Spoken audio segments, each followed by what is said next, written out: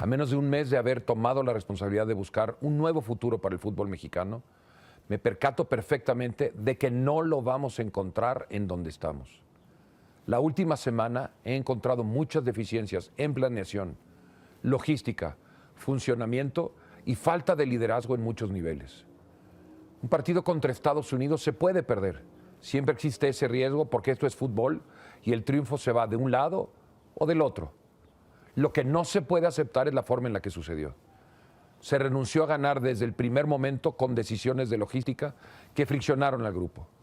Al final, no se perdió solamente el partido, también se perdió la capacidad de reacción, el liderazgo dentro y fuera del campo, el control emocional y el sentido de portar con profesionalismo una camiseta con la que al menos esta vez nadie se sintió representado. No quiero ni pensar que hubo jugadores, como se dijo, que querían bajarse del barco antes de iniciar la Copa. Así que les comunico que he tomado la decisión de dar por terminado el contrato de Diego Martín Coca y los integrantes de su cuerpo técnico. Igualmente, le doy las gracias a Rodrigo de Parga. A 35 meses y medio del arranque de la Copa del Mundo en nuestra casa, tomé la decisión de nombrar a Jaime Lozano como director técnico interino para que haga frente a la Copa Oro. For more on the dumpster fire that is the Mexican national team, we welcome in our own bombero, Mauricio Pedroza of Ahora Nunca, and of course our good friend. You see him quite frequently here on Fútbol Americas. Mal, real quick, before we get into the questions, you've been around this game for a minute. Even by Mexican football standards, that was like a crazy weekend, right? Yeah, I don't remember a weekend like that with so many things developing so quickly. I think we all expected that something was going to happen. And we talked about it after the game on Fútbol Americas. You asked me what percentage did I give to Diego Coca to be fired. I said 70%. Well, it was just the case. But I was surprised by how strong that statement was. I was not expecting that statement by the new commissioner, it's not a president, by the new commissioner to be that harsh. And it was. And I'm not complaining. That's the message that had to be delivered. Mao, did he get it right at the end of the day? After just 7 games in charge, was now the time to fire Coca? Yeah, I think he got it right because Diego Coca never should have been appointed in the first place. And we all saw how things were developing. And the people that hired Diego Coca are no longer working in the Mexican Federation. And when you are in charge, you want to have full confidence in your people, in your employees. And it was very, very clear from the get-go that Juan Carlos Rodríguez, Ibar Cisniega, and Duilio Davino never thought that Diego Coca was the ideal man to lead the Mexican national team. Herc? Mao just mentioned names that were not around to hire Diego Coca. For a second, can we acknowledge how absurd this is? The man's lost one game, one competitive game, and he's out. So we're going to throw this all on Diego Coca? That's what we're going to do? This just proves how dysfunctional FMF is, how dysfunctional the Mexican Federation is, how incompetent they are. Rodriguez may be doing the right thing in the long term, the long play, because this goes against Diego Coca. His hire actually went against the grain of what is the Mexican player's DNA. Sevi asked for a pragmatic approach. He asked for a generational change. All things that Diego Coca could have given the Mexican national team, but that's not this national team. Everybody knew it, and so did Rodriguez. So he did the most logical thing, which was give somebody else an opportunity to change things. Diego Coca was not going to provide that, but let's acknowledge how absurd this is. Yeah. I mean, there's an argument for continuidad, no? Like, at some point, you got to give a guy a shot, but we talked about it in Vegas. You can't throw good money after bad money, and that's what this feels like at this point for Diego Coca. He wasn't the only one, by the way, to lose his job. As we heard, Rodrigo de Parga, who is the sporting director, is out as well. Now, which of those two decisions is more impactful on the future of the Mexican national team? Oh, Diego Coca, no doubt. Herc and I know Rodrigo de Parga really well. We actually had a long conversation with him during that Mexico-USA game in Arizona a couple of months ago. And the sense was that he never even felt part of the team as such. And you see two guys right there, especially the guy on the left, Duilio Davino. Duilio Davino and Rodrigo de Parga were pretty much sharing responsibilities. So I feel like his impact on decision-making for the Mexican national team at several levels was diminishing the moment Duilio Davino was there. So he was pretty much dead man walking. Diego Coca had a lot of impact, negative impact now after we all know what happened. But his impact, he probably could have diminished some of the players' confidence. And we all heard, and I know we'll touch on this subject, but the fact that there are two players that were leaking to the press that they wanted out of the Mexican national team. I think it was proof that his impact was there, but it was just a negative impact on the team. Now, it should be Ares de Parga because he's the director of national team. So you're talking about the future for all national teams that should have a direct impact on the pipeline and what happens to the first team, the full national team. So, Seb, that should be the answer, Ares de Parga. But he was just a placeholder. Mal mentioned it. Davino's there. He's going to be incumbent to take over. So technically it is Diego Coca, the head national team coach's job, especially in this case. With how toxic the situation is, a lot of why it was so toxic was Diego Coca and his appointment. What about the player reaction, Herc? Take us inside that dressing room and what we heard come out, that there were certain players that were ready to walk away from this team. We always hear, oh, what a joy, what an honor it is to represent the national team. What does it tell us that these reports are coming out right now? It tells you a lot. It tells you about the dysfunction of this team, how unhappy the players were. We heard reports, Mao and I, all day while we were in Vegas. We were hearing reports about logistics. The hotel's too far from the Strip, which, by the way, it's only 20 minutes. The training is 50 minutes away. But it wasn't even that. It was that they weren't happy with 3-hour trainings that Diego Coca used to do with them. So they're unhappy, and it goes to show you how maybe this Mexican national team, maybe the players have a little too much control. These vacas sagradas, maybe their input was taken way too seriously by these officials. Things leak all the time. That's how players, coaches, that's how team ownerships, that's how they get their message across. This leaking was the players trying to wash their hands of some of that blame. Seth, we saw that picture. It's Jaime Ordiales, Rodrigo Ares de Parga, and Diego Coca. That's February 10th. Yeah. Our initial reaction was, they have no merits being there in that picture. As a general, no authority, no general manager for Jaime Ordiales, sporting director Rodrigo Ares de Parga, and Diego Coca as a manager. But I believe this, he's firing, Diego Coca losing his job, doesn't happen without the approval of a couple of players. So that's why the moment they leaked it to the press that they wanted out, I think that was the perfect tell that the players were very, very unhappy with Diego Coca. Guys, these are dramatic changes, right, at a very critical time.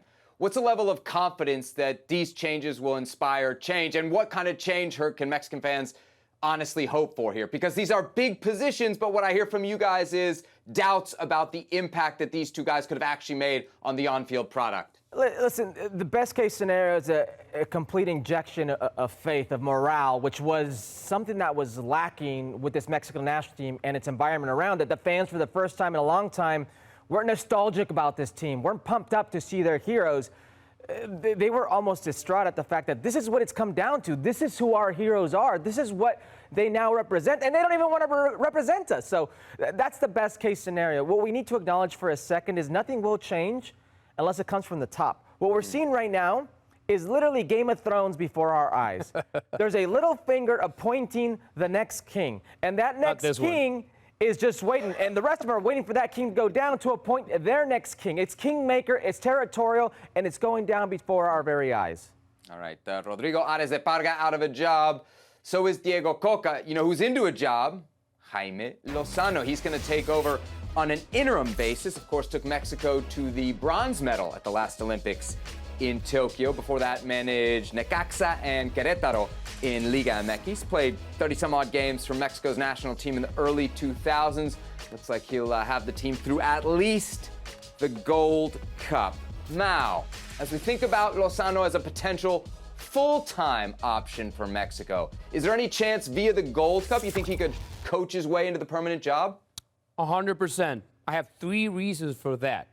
Number 1, if he wins the Gold Cup, he'll sit down with the executives holding 1 trophy, Gold Cup, and 1 bronze medal. He might have proved to be successful. Number 2, he's a player's coach. That's a complete opposite relationship that Diego Coca had. And number 3, why is he a player's coach? because he has previously worked with the core of players that he will have in Copa Oro, and most likely the core of players that will be a part of the process until 2026. And when we just mentioned that players did not like, did not understand, did not approve of Diego Cocca's methods, I believe it's going to be the complete opposite with Jaime Lozano. But he has to deliver results. It all starts and ends by winning the Gold Cup. If he doesn't win the Gold Cup, I don't think there's a chance he stays on the job and manages the World Cup. But if he does, I believe there's a very strong chance that by proving that he can win at a senior level, at a youth level, and the knowledge of that he has of the players, he probably will be the leading candidate for that job. Herc, would it be the worst thing if he wins the Gold Cup and took over? It depends who you ask. And the reason I say this is if you look at that graphic they just put up right now, the production put up, he's never made a Liguilla. He's never made playoffs in Mexico. If you go back to his time in Querétaro, it was abysmal. His time in Necaxa as well. So you could honestly make a case for his resume.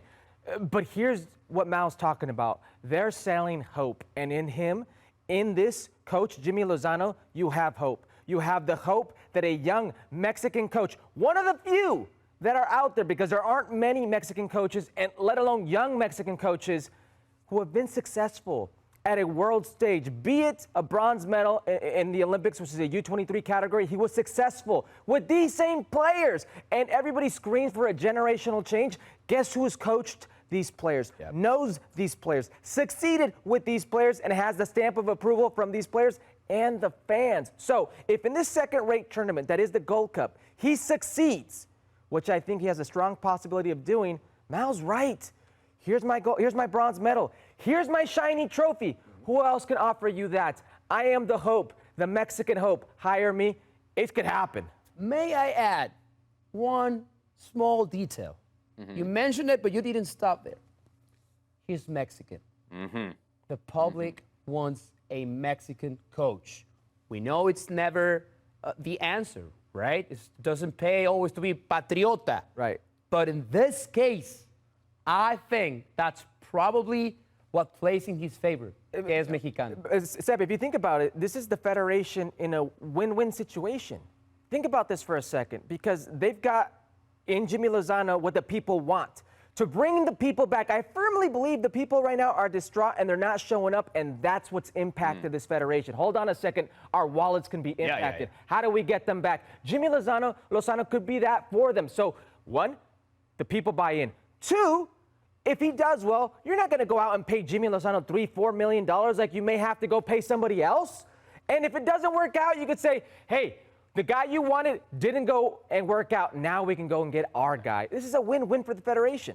Any other hire right now, you know, is going to be under immediate pressure. At least I think this takes some of the pressure off the Federation. Maybe the team as well might lead to some better play. Let's talk about one player who was particularly frustrated, guys, during the CONCACAF Nations League. Not just the Nations League, the World Cup as well. And that's Johann Vasquez, right? Didn't play a single minute at the World Cup under Tata Martino. And then didn't get the start for Mexico against the U.S., despite the fact that they played with 3 center backs. So it kind of gives you an idea of where he is in the pecking order. So Vasquez obviously frustrated after the CONCACAF Nations League. Here's what he had to say about potentially participating in the Gold Cup. Sí me causa un poquito de molestia, obviamente. Todos queremos jugar. Yo me acuerdo que cuando estaba acá en México no jugaba, venía a la selección y me decía a mí mismo de que, pues bueno, intentaré ir a Europa para ganarme esa jerarquía. Hoy en día yo creo que no cambia en esa situación. Ya no sé qué hacer, la verdad. No sé, yo creo que a veces hay que aceptar las cosas por uno mismo. Yo he venido a la selección cuando me ha tocado, pues no pasa otra cosa. O sea, soy un jugador que sumo, pero no es como que no soy Rafa Márquez para cambiar la situación. O sea, yo creo que tengo que aceptar mi realidad, mi situación, y sí me gustaría que ya no me vean como el chico de Pumas o de Rayados, que yo sé que a lo mejor no juego en un grande de Europa, pero estoy sacrificando muchas cosas, que se pongan de mi lugar. Johann Vasquez sounding off, Mao. What do you think he should do? Stay with the national team or focus on his club future? I think he should focus on his club future because that's what's gonna get him to the Mexican national team and maybe have a different spotlight. I feel for him. I honestly feel for the guy. It takes a couple of you know what to put it out there, to be that honest, to be that emotional. I believe he was about to crack when he was saying, didn't happen for me in Pumas Rayados, and he's saying, I sacrificed a lot because I thought by being in Europe, I was going to get the recognition that I should have. And he's not getting it. So it doesn't look right to say no to your national team. I get it. But at some point, you also want to feel the love. And he hasn't felt it. And I think he's right of putting it out there and saying, listen, I don't know what else I have to do, but I feel for the guy because I honestly think that he deserves a better shot. Well, Mal feels for Johann Vasquez. I feel for Mal because he's been selling us, Seb, that this is the next Rafa Marquez, even though Johann Vasquez himself says that's the next Rafa Kill me. Marquez. Well, what are you doing, Johan? I leveled you the new Rafa Marquez, and you said, I'm no Rafa Marquez. Come on. This is where I'll give it to Mal. He's right. He hits the nail on the head here. Like, Johann Vasquez is in the Serie A and has been relegated for the second time in the second consecutive year. He can ill afford to be at the Gold Cup, a second-rate tournament, for about a month while his European future is up in the air. You can't be there.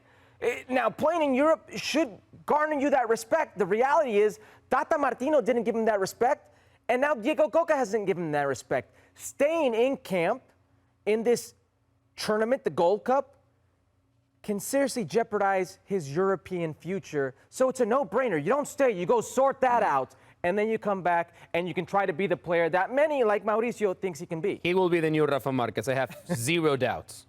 I wonder about his European future. Maybe he thinks being back in Mexico would help him get closer to the national team. Speaking of players back in Mexico, Alexis Vega, and he's going to be staying back in Mexico for the Gold Cup, ruled out of the tournament with a knee injury. Of course, Alexis Vega, at least on paper, one of Mexico's better attacking threats, with the Gold Cup starting on Sunday, for Mexico anyway, against Honduras in Houston. We have to ask who should replace Alexis Vega on the roster. Now, limited choices here, right? We got to look at that list of 33 that Diego Coca actually put together before he was fired. And from that list, we picked these three: Roberto de la Rosa, the young striker from Pachuca, Piojo Alvarado, and Diego Lainez. Mao, who you calling up? For all the folks at home wondering, who's that, Roberto de la Rosa? I don't blame you. The answer is very simple, that it is Diego Lainez.